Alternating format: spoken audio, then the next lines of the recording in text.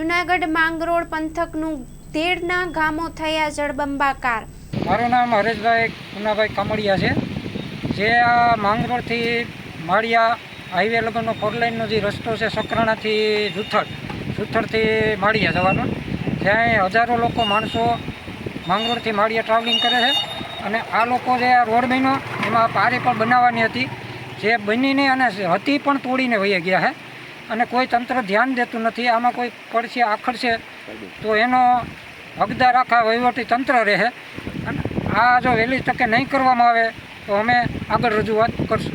ઉપરના રસ્તાની વારંવાર રજૂઆત કરેલી છે, મામલતદારમાં કરેલી છે, પ્રાંત કલેક્ટરમાં કરેલી છે, કલેક્ટરશ્રીને કરેલી છે, મુખ્યમંત્રીમાં પણ નાખેલી છે। કોઈ અહીં તંત્ર ધ્યાન દેતું નથી અને જેથી કરીને આરસીસી કરવામાં આવે તો આ બધા ખેડૂતનો પ્રશ્નનો હલ થઈ જાય।